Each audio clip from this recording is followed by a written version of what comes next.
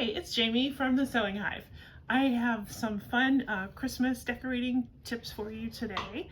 We are going to learn how to sew Sashiko stitching. You can decorate Sashiko stitching you can make your own patches, and you can make Christmas ornaments with the Sashiko stitch. You can also decorate fun little gift bags.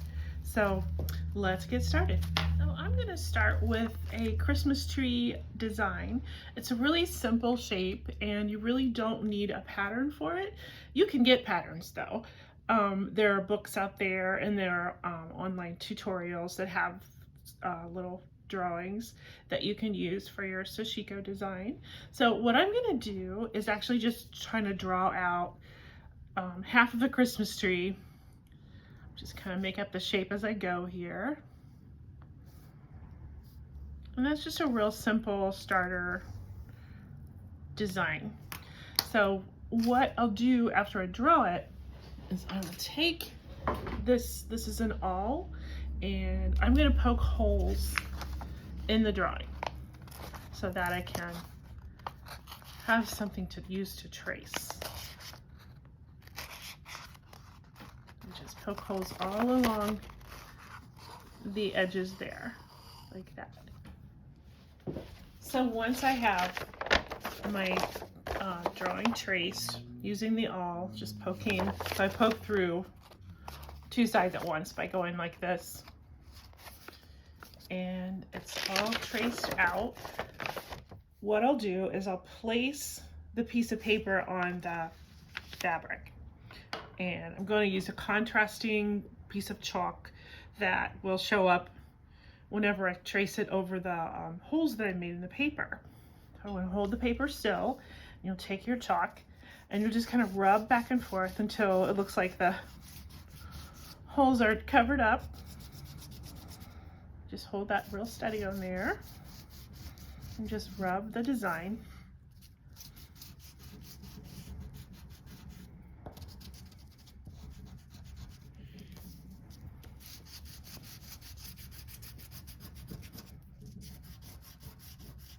And I use the chalk because I know it will disappear later.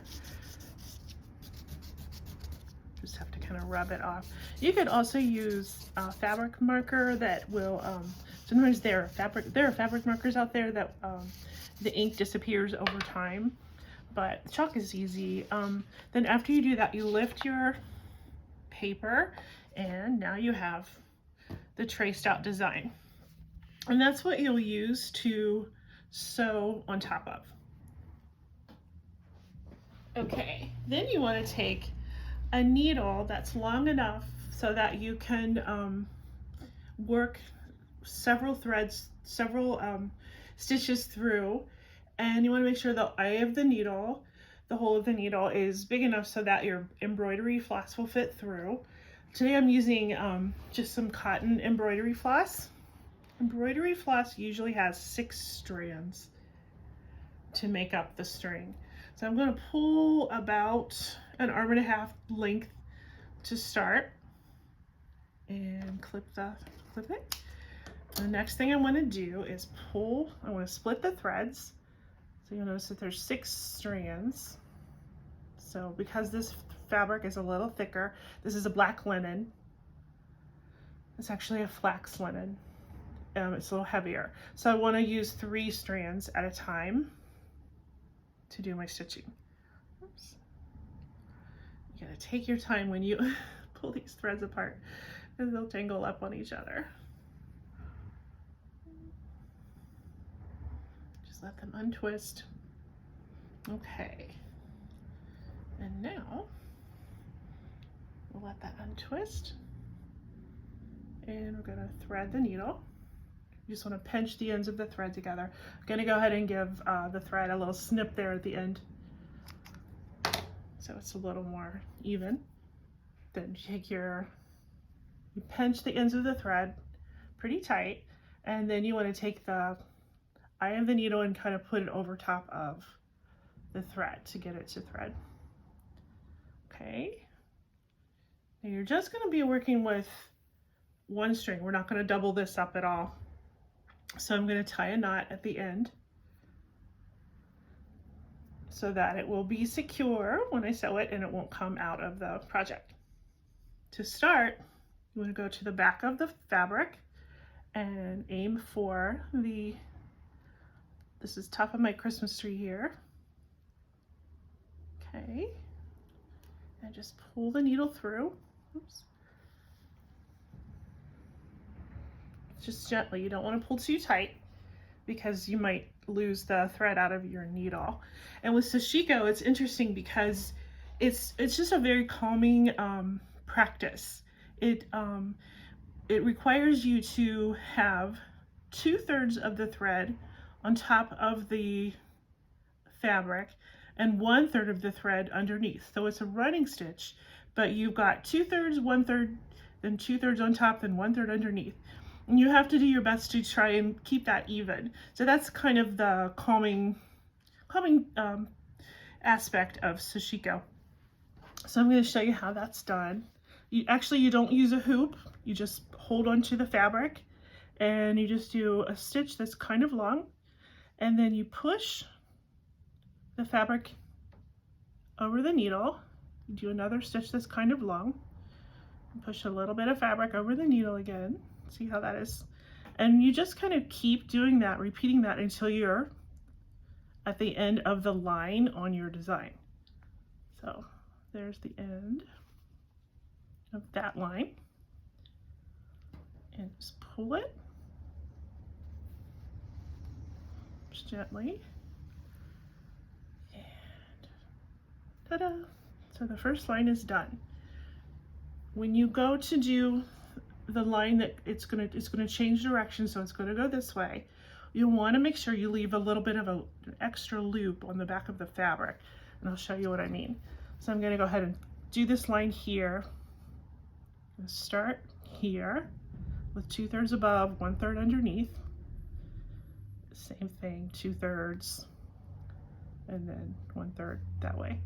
So when I pull this next thread that I was going a different direction, I want to make sure that there's kind of a little loop at the back.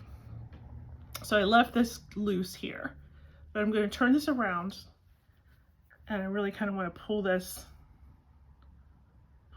up a little bit so it's kind of loose. And that's really just to keep things even. Sometimes when you're sewing, it's easy to over tighten. So I'm going to keep going around the whole design. One of the things you want to remember with Sashiko is you're not supposed to crisscross any of your stitches. So they always need to be apart from each other. It's kind of fun. It's like just sort of working out a puzzle almost. Now we're going to finish the back. We're going to finish the project at the back. So I did all of my stitches, and the next thing I'll do is take this thread, and I'm going to go ahead and snip it off so I have enough, because I think what I'm going to just do is tie the ends together. From the threads, this thread is the last part of the thread. This was from the first part. So I'm going to tie these together. So hopefully you can see what I'm doing here. Just tie them in a little knot.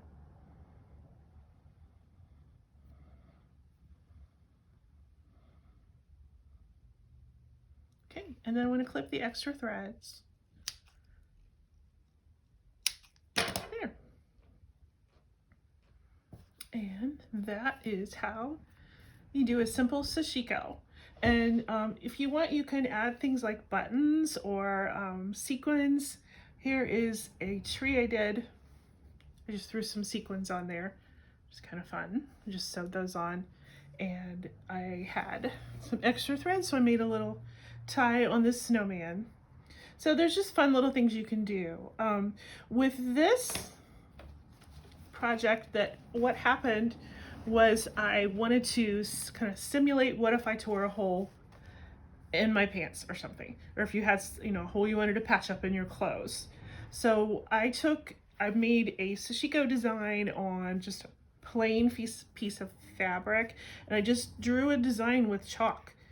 Just real simple. Now that you know the technique, you'll kind of understand better what kind of designs you can get away with. And after I sewed that on there, I used this product called Wonder Under, and I ironed it to the back of the finished the finished embroidery. And then this stuff is really cool. You can turn any fabric into a sticker. So after I ironed that product on the back of my embroidery, you just peel off the paper and then you iron that right on to your clothes. It's really cool.